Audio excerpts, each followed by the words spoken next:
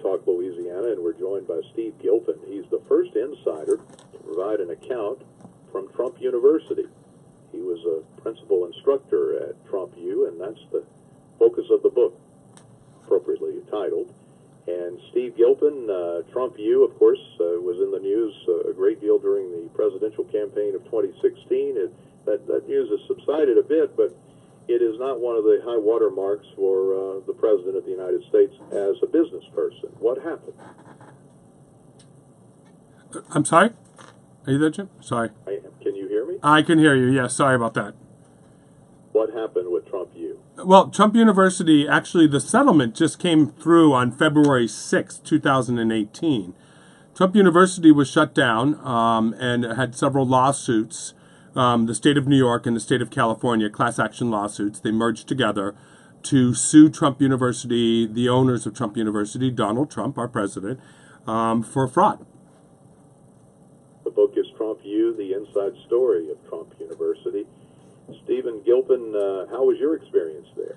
You know, in the beginning, it was different. In the beginning, my interviews were several days long, and I enjoyed working with the students. Because I remember I was the inside guy who worked in the office and who was the W-2 employee and worked for the company, which is totally different from being the outside sales guy on the high-pressured sales. So in the beginning, I loved it. It was towards the end, 2008, 2009, all the way to 2010, is where I started really noticing the activities and the fraud that was actually being committed. How did you get the gig? They actually contacted me, a lady by the name, and I talk about that in the book also.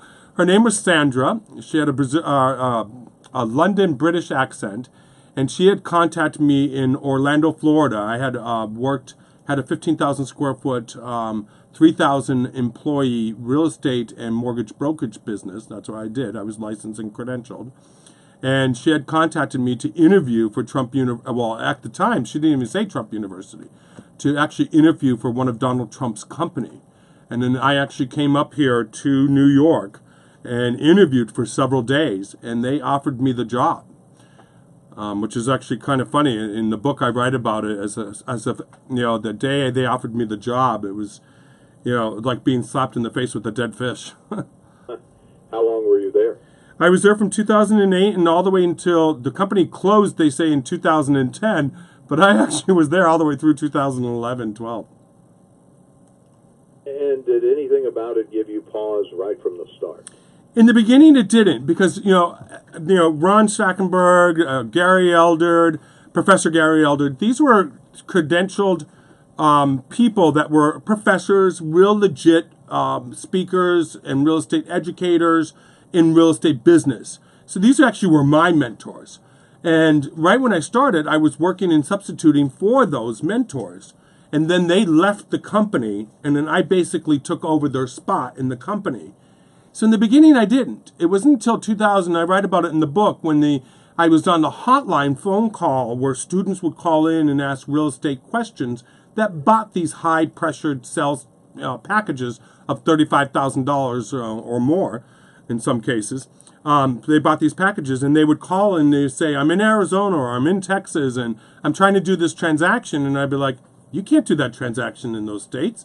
That's illegal. And then I noticed, and that's when I realized we needed a compliance auditor for these sales events because they were teaching fraudulent, illegal activities at these events. And that was one of the things about, you know, that's when I started realizing. And at that point, I made the switch is to really talk to the students to help them out of their problems and their situations that they got themselves into. The book is Trump U from Stephen Gilpin. Stephen, do you think these people were ripped off? I do. I truly believe, and that's the reason why I wrote the book. I truly believe that the students were, in certain states, they were taught illegal practices, and for that reason, they paid for it.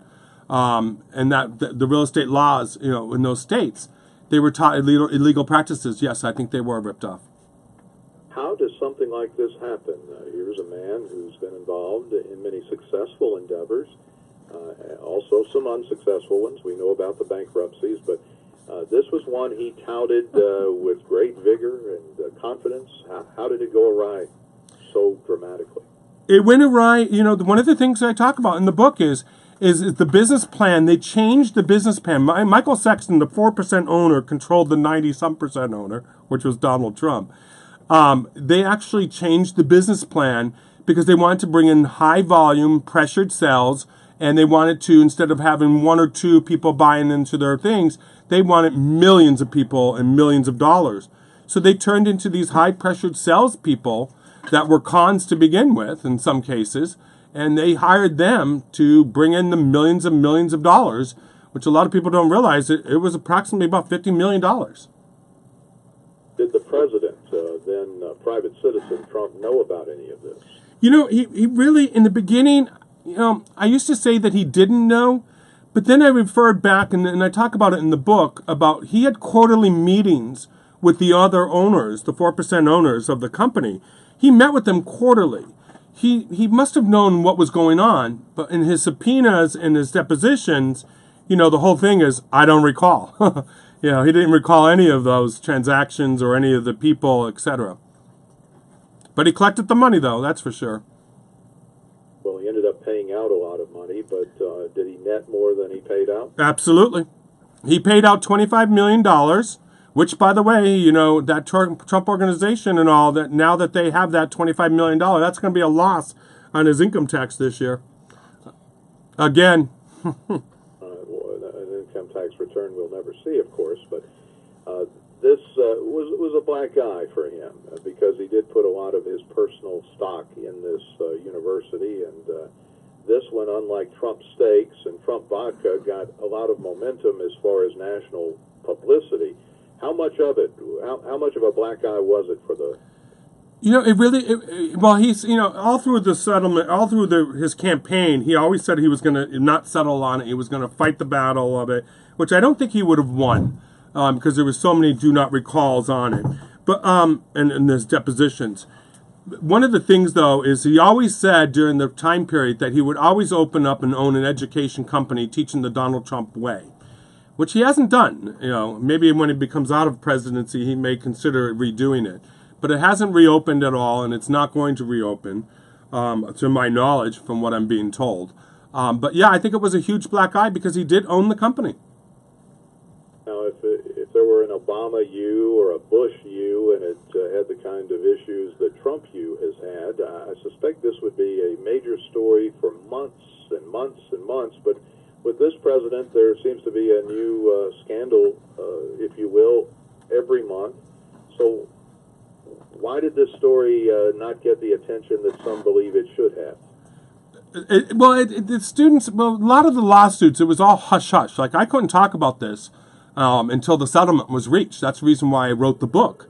We wrote the book and we published the book in 2018, but the book was written before uphand until the settlement was reached on February 6th and all. Because a lot of people say, oh, you're 10 years too late to write this book. And it's like, no, it's not 10 years too late. It's right on topic because he just settled it right before he became president, for 45th president of the United States. One of the things he said he would never settle on, and that's one of the things about the Trump University. It also, the book does refer to his other business practices that he actually, the way he handles his businesses. And just think, this is the man who's handling our country. But how has this affected you, Stephen Gill? Yeah, I got a lot of negative reviews. I got some good reviews on it. The book is well written from what everyone's saying. A lot of, people are like, the negative side of it is, why are you writing the book now? And I want people to know, I wanted to clear my name because everything on Google, when it concerned Trump University, everything's on Google. My name pops up. The only one left at Trump University is Steve Gilpin, the only guy who stuck it out and stayed to the end. And my name is always referred to this Trump University, which I didn't ask to be a part of the scandal of it, but my name's out there. So I really wrote the book about that. Also, when he was on CNN and the news reports and everybody who's doing the news reports, they kept on saying that, people weren't accredited. Well, that wasn't true. I was accredited. It also, in his depositions, the president of the United States says, Steve Gilpin, I don't know who he is. He denied me 3 times. It's like, well, yeah, you knew who I was. You knew I worked for the company. How much interaction did you have with him? I met him twice.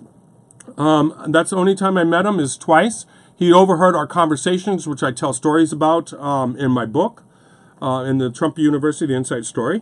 I write about the conversations. I also write about, the trophies I received, the MVP awards and stuff. And I also put pictures in there that he actually had to know me. It's bizarre that he would not know his inside House representative who was accredited. Well, thank you for joining us. It is a book that to this point is the definitive work on Trump U, and it is titled Trump U from Stephen Gilpin, who was an insider of insiders at Trump University. It's been a pleasure. Thank you, Stephen. Thank you so much. Have a great day. You too. Bye-bye.